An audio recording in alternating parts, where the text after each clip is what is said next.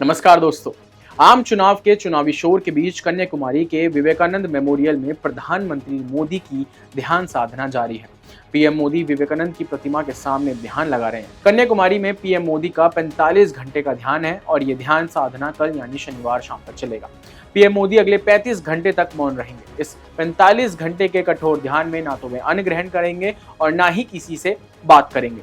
कठोर साधना में प्रधानमंत्री जरूरत पड़ने पर सिर्फ केवल और केवल नींबू पानी का सेवन करेंगे। वे सिर्फ तरल आहार ही लेने वाले हैं। शरीर को हाइड्रेट रखने के लिए वे नारियल पानी और अंगूर का जूस पिएंगे। 75 दिनों की लंबी चुनावी प्रक्रिया के बाद कल शाम जब प्रचार का शोर थमा तो प्रधानमंत्री ध्यान लगाने के लिए कल यानी गुरुवार को कन्याकुमारी पहुंच गए थे। पीएम मोदी ध्यान मंडपम में 1 जून की शाम तक ध्यान लगाएंगे। ये वही जगह है जहां 1892 में स्वामी विवेकानंद ने ध्यान किया था। चुनावी शोर थमते ही पीएम मोदी कन्याकुमारी पहुंचे। सबसे पहले उन्होंने भगवती अम्मन गए और वहां दर्शन किए। दक्षिणी भारतीय पारंपरिक वस्त्र में वो नंगे पांव हाथ जोड़ते हुए पीएम मोदी मंदिर के अंदर गए। इसके बाद मंदिर में मौजूद पुजारियों ने पीएम मोदी को विधिवत पूजा कराई। वो शाम की आरती में शामिल हुए, मंदिर की परिक्रमा की। पुजारियों ने उन्हें अंग वस्त्र दिया। पीएम मोदी को देवी मां की एक तस्वीर भी भेंट की गई। और बता दें कि अम्मन मंदिर 108 शक्तिपीठों में एक है। ये मंदिर करीब 3000 साल पुराना है। अमन मंदिर में पूजा पाठ के बाद प्रधानमंत्री मोदी एक बोट से विवेकानंद रॉक मेमोरियल के ध्यान मंडपम पहुंचे। ध्यान मंडपम में उन्होंने विवेकानंद और रामकृष्ण परमहंस के सामने हाथ जोड़े, फूल चढ़ाए। इसके बाद पीएम मोदी ध्यान साधना में बैठ गए। पीएम मोदी जिस विवेकानंद रॉक मेमोरियल में ध्यान लगा रहे हैं, दरअसल ये वही जगह है जहां 132 साल पहले शिकागो जाने से पहले स्वामी विवेकानंद तैरकर पहुंचे थे। उन्होंने 3 दिन तक ध्यान लगाया था और तप किया था। माना जाता है कि यहाँ विवेकानंद को भारत माता के बारे में दिव्य ज्ञान प्राप्त हुआ था और उन्होंने विकसित भारत का सपना देखा था।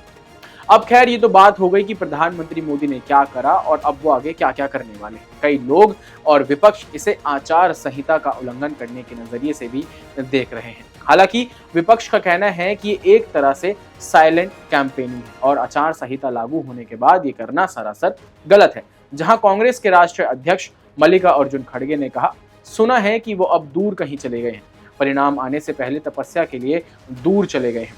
जब आखिरी में परिणाम नहीं आएगा तब कह पाएंगे कि हमारी तपस्या में कुछ कमी रह गई थी। 4 जून को मंगल है, मंगल ही हो जाएगा उस दिन।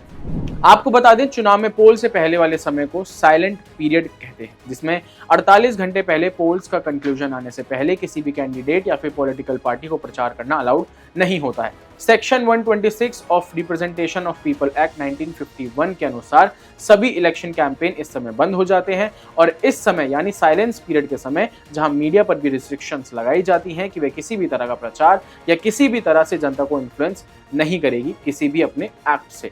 7वें चरण में प्रधानमंत्री मोदी भी वाराणसी इलेक्शन लड़ रहे हैं, जहां कल 1 जून को वोटिंग होगी और इसी वजह से तृणमूल कांग्रेस ने ईसीआई को शिकायत भी दर्ज कराई थी और उसमें कहा था कि एक तरीके से साइलेंट कैंपेन कर रहे हैं। इसको किसी तरह से टेलीविजन पर एयर नहीं किया जाएगा और मीडिया को इस पर किसी भी तरह का कवरेज करने को मना किया जाए, ऐसा तृणमूल कांग्रेस ने ईसी से अपनी शिकायत करते वक्त कहा, क्योंकि ये एक तरह से कैंपेन करना ही साबित हो जाएगा। हालांकि टेक्निकल ग्राउंड से देखें तो पीएम मोदी ना तो 48 घंटे कुछ बोलेंगे और ना ही किसी पॉलिटिकल कैंपेन में शामिल होंगे, जिस वजह से section 126 and model code of conduct violate नहीं होंगे।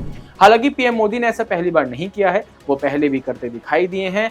पिछली बार चुनाव में पीएम मोदी ने केदारनाथ में जाके मेडिटेशन करी थी और ध्यान मग्न रहे थे और उससे पहले 2014 में छत्रपति शिवाजी के गढ़ में थे।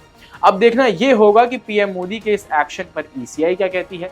क्या इससे बंगाल के चुनाव में कुछ असर पड़ेगा या नहीं, ये तो वक्त ही बताएगा। अभी के लिए फिलहाल बस इतना ही, मुझे दीजिए इजाजत। देखते रहिए क्लिक इन। धन्यवाद।